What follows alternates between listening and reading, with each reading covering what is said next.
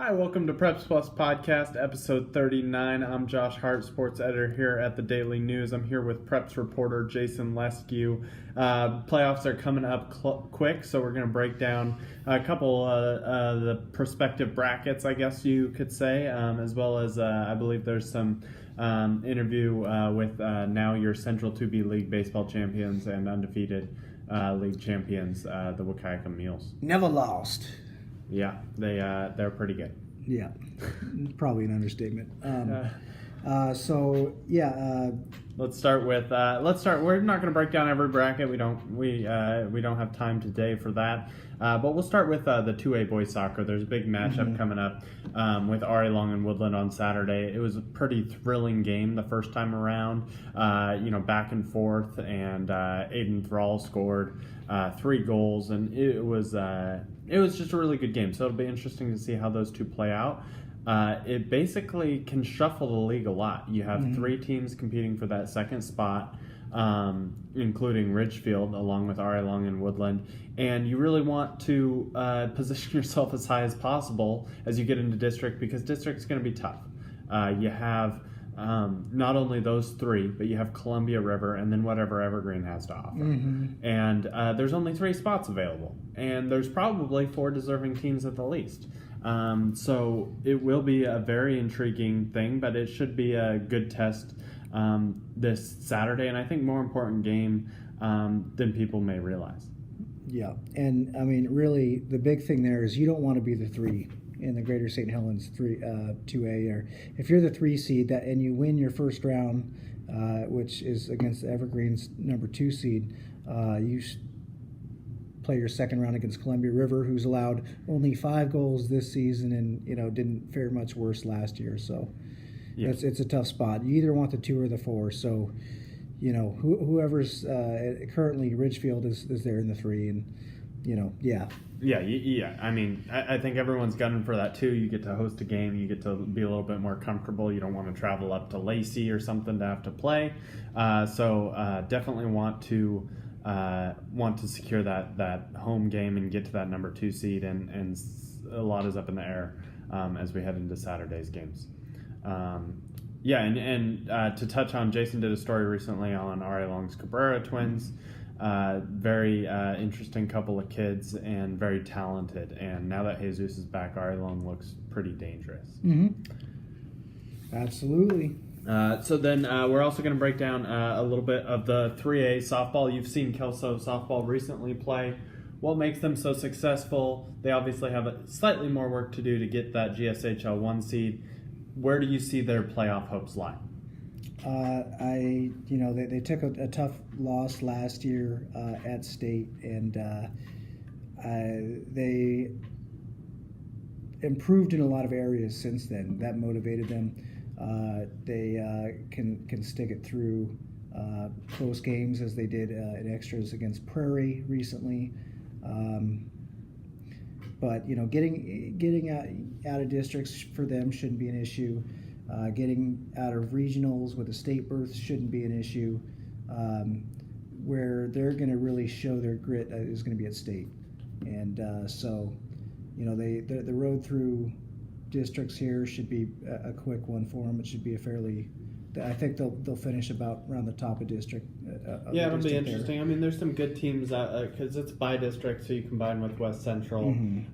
There's obviously some good teams up that way. They can pitch, obviously. They're not going to allow teams to score more than a couple runs a game. My concern would be if I'm Dean Sorensen, can the bats produce timely hits? And you got to do that in the postseason. They've been able to do it a little bit. Obviously, in the Prairie one, they were able to get some hits, maybe from some unheralded spots in the lineup. You usually see the Sadie Harrises and stuff, being able to contribute. But I think they are deep, and I don't think they have a hole in the roster. So that helps come postseason, and obviously pitching will win games in softball, and when you have 2 pretty phenomenal ones, it'll be interesting to see what Kelso can do. They obviously are no stranger to success, as the past decade has shown us. Last one, 2A baseball. You want to start with the gripe on this bracket? The bracket's over 3 days, guys. 3 days, that's it, with pitch count rules. You have the 9th, the 10th, and the 11th. You need 2 days rest if you throw more than 50 pitches, Jason. Yep. There's no good reason for it to be scheduled like that. I get that. There's a reason, but it's not a good reason. Yeah, I mean, I understand you wanna have things done a week before regionals. You know, you gotta have that all set in and locked in. Maybe maybe the league schedule. I don't know why the pigtail game is May 5th and we're not playing games till May 9th. I understand you want the pigtail game to be on equal footing, but what about the rest of the top teams who may? I mean, this all comes down to pitching depth when you shorten it to 3 days. Right. I mean, you throw more than 50 pitches, you're done for the tournament. Dunzo. I feel bad for any coach that has to figure out how to throw their pitchers in this one. Yeah.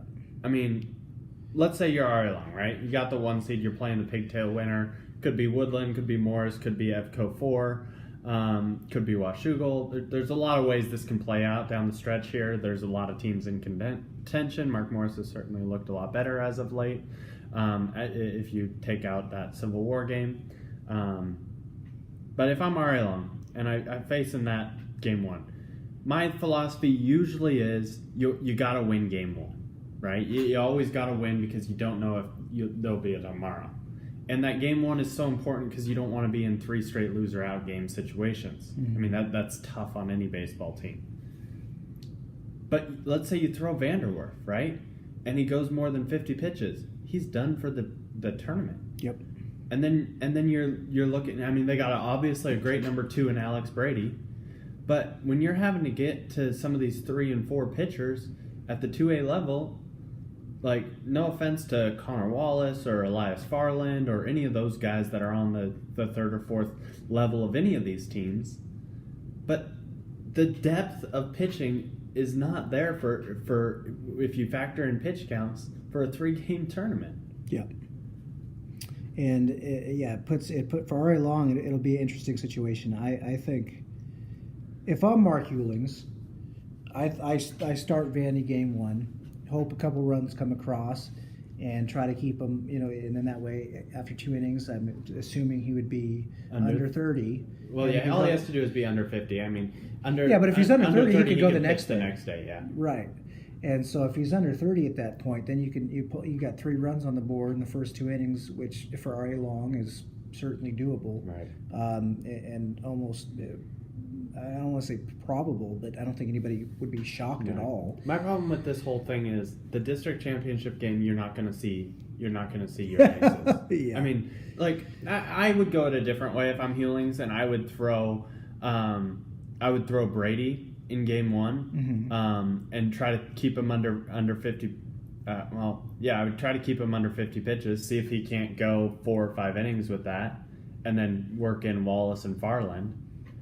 Right, and then I would go Vandy the distance, and when I want my ace to throw, I want my ace to go the distance. Sure. So maybe throw Vandy in game 2 when you're playing, a winner to state game. But on the flip side of that, say even if you don't score a lot of runs each time through, you get 2 innings, you get through the lineup once, and then so you start with a righty and Vandy, you get a lefty with Brady, give him a different look, and then through 4 innings, if Ari Long doesn't have runs on the board, that's a problem regardless of who you're throwing. Yeah. So because that's just not a good sign for them. They're an offensively capable team. They're not, they're balanced. I'm not going to say that they're what the Boston Red Sox were for the first month of the season, that sort of thing, where they're just going to throw up 10 runs a game, but. If there's not, by the first 4 innings, if there's not 2-3 runs on the board, then it doesn't matter who you're throwing because, Yeah, I mean, it's just I feel so bad for these coaches because I don't know. this is playoff baseball, and Yeah. you want your best guys on the mound, and I'm for the pitch count rules. I like the pitch count Right. rules, but you have to factor that in when you're designing playoff brackets, because throwing just I wouldn't even mind if it said if you throw 75 pitches in this tournament, you're done. But this is if you throw 50 pitches, right? To go through the winner's bracket, you're done. I mean, you can come back in the loser's bracket and you have a chance to pitch again, right? But I don't think that's a coach's plan. Let's say maybe we can throw this guy in the loser's bracket if we make it there. You know what I mean? Like, you want to be in that winner's bracket on Friday instead of Saturday. Yeah. And I just and there's boggles really my mind. it's not like there's 6 seeds that are advancing from here. That's the other thing. Yeah, and maybe the solution, maybe these were the only days that they could fit. But then the solution is to narrow the amount of teams so you can spread these games out. Yeah. I'm always a big I get that you want people to have playoff experience, but I'm a big proponent of regular season should count for something, and I think this takes away a lot of what it does account for. Yeah. And there's 1 or 2 teams that are going to pay a big price for as a result of the schedule. Yeah. Well, one team that doesn't have to worry too much about pitching depth is the Wahkiakum Mules. Correct. And we have interviews. Who did you interview for this one? We have Terrace Record and Zach Brown. Both are seniors. Both have played for the Mules for 5 seasons, starting as 8th graders. And, large part there's a lot of factors into their success. But, as far as the rise of the team and the success and the success that they've had as team leaders and those sorts of things, Zach Brown in particular has been a big part of that. And so,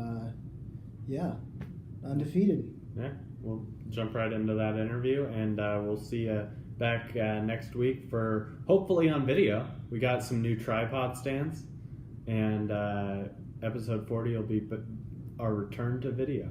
Yeah. So just in time for playoffs. Right on.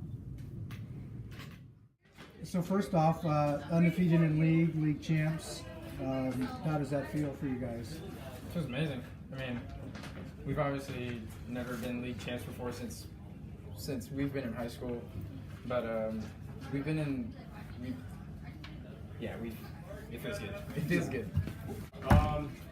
Basically, our whole goal coming up ever since Coach Seymour took over, his goal was try to get us to the next level. I felt like this year we finally, like last year we were close. We got 3rd in league, but this year I feel like we have the athletes for it too. Plus, we had a year under our belt from state last year as well. Right. And everyone got a year extra of doing summer ball too. So Okay. You two in particular played together for probably your whole life, basically, at least since you guys moved up here. well, We played a little bit in elementary school, and I moved away for a little bit, and then Okay. came back in high school. But yeah, Okay, long time. yeah, but for like summer ball for the past 3 years. yeah. We've been playing Legion together and all that stuff. Okay. How much does Legion, added to your guys' game? It's added a lot. I mean, the competition you face in Legion when you're facing teams that got like 6 D1 commits, and they're coming at you with all they got and stuff. It gets you prepared for anything that you're gonna see in high school, especially at this league. And you're seeing more up there, so it just helps. Okay. I mean, you see, like Vetter last year, he didn't really have that much of a changeup, and now he does. Okay. He worked with the Legion coaches last year, and so you can see that with him. He's become a lot better pitcher. Like me, Coach Barrett has helped me a lot too, and Coach Johnson, who's assistant coach for Ari Long right now. Okay. And basically they've helped a lot. So. Okay. And on the mound, you guys present probably the toughest challenge for any 2B team in the state, I'd imagine, as far as what you guys can do on the mound. From you two, Ashton, your brother Luke, and obviously James. For you guys, when you go up against a team that has good pitching, is that these people like Stanley last year with Napavine and Burdick and Adna, has that ever, especially when you guys were younger, did that ever affect you guys? Even before an at bat, knowing hey, this guy's good. I mean, facing like Burdick over the past couple of years and Wyatt, they were like they've been the top dogs, and they were the top dogs in the league for a while. I mean, Spencer throws gas, and yeah, I mean when you know you're playing Adna and you know they're throwing Burdick, you can get in your head, you can get in your own head a little bit, thinking, hey, this guy's really good. Like, he throws hard, and he's got some nasty pitches too, but we just focus on, like, it doesn't really matter who the pitcher is. We know we can hit people who are throwing slow, we hit people who are throwing fast. It's just all in your head. You just can't think about that stuff. I mean, Terrace could agree with me with this too. I mean, yeah, Adam and Navine probably had the two top pitchers. But ever since my freshman year, I thought we felt like we've had the best overall, like the combination. Yeah, like the best depth. And we've had this since our freshman year with James in 8th grader too, and Luke as an 8th grader too as well. And now we got Ashton coming in. I feel like it's just, as a whole, it makes everyone else better, because in practice, I mean, earlier in the year, we're not doing it as much since we have more games now, but earlier in the year,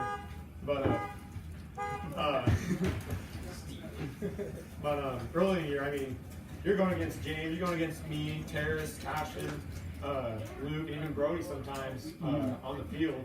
And so if you can hit us, then obviously you can hit anything in the state. Right. And so, and yeah, like last year, I mean, you can get in your head, especially Burdick last year.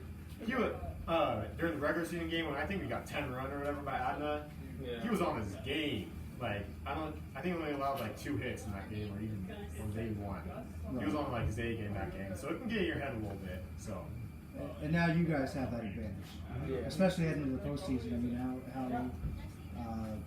how much of a factor do you guys expect that to be over the next month? I think our team's built for the playoffs, honestly. I mean, especially for state in that regional round, that first round. If you use your first guy, you're going to be forced to use your second guy, and then is he that good? I mean, depending on the day, any of the three of us, James, Terrace, or me, could be the ace that day. I mean, it just depends on what he's feeling like. So. Okay. And as far as the the fact that you guys are both seniors and this is your final postseason together, how is it any more special because of that, or? Yeah, it's super special to me knowing that. I mean, this is my last year of baseball. I'm not going on to play college anywhere or anything like that. So, I mean, we want to go all the way. That'd be sweet to end my baseball career with a championship. So that's what we're going for. Okay. I mean, yeah, basically. I mean, we wanted it last year. We were right there. Yeah. But I just feel like that's kind of helped us though this year as well. I mean, knowing that how close we were and we felt like we should have been there too. Yeah. I think that's helped with the off season with us hitting and having that mindset of actually getting to the next level, to that championship game, and actually winning it. So. Okay. And then post high school, so I just heard you're looking to go to the Air Force? Yeah. Okay. And did I hear that right? You were considering that? Or was that someone else? That was Cody. That was Cody. Oh, that was Cody. Okay. All right. Oh, yeah, I would. me. Oh, yeah, right here. So first, I guess, Terrace, is there any one thing that's attractive about the Air Force to you? Had a lot of family in the military. Okay. And yeah, I don't know, I just think it'd be cool to like serve. I guess I don't know. Probably the best benefits package of any branch, I think. Yeah, I think so too. Yeah. That's the best part of it too. Get some benefits in there. Right. And then you're looking to go to California. Yeah. Won't have to deal with much of this weather, obviously. Yeah, it's nice. like, I think the two places I'm thinking about going is like, I think it's like 90 today, and it's gonna be like 80 something tomorrow. So, I mean, obviously, a lot better weather. Still not Fresno, right? Please tell me you don't want to still go to Fresno. It's between them and Modesto. So. I loathe those areas. I mean, I used to live in Modesto. I know. It's not that bad. You're a little bit used to it. Yeah. It's still a close enough trip to get to catching Giants games, I guess, right? Yeah, it's only like an hour and 30 minutes, depending on the traffic. So, usually if you catch it right, if you go around like 11 o'clock, you're fine. But it's coming back. Yeah, for a 7 o'clock game. Yeah, it's a little bad though. Yeah. All right. Well, hey, best of luck to you guys over the next month. Yeah, and good on you. Again, undefeated in league, Central 2B champions. Thanks, Terrace Record, Zach Brown, and we'll see you guys next time on the podcast. Thank you.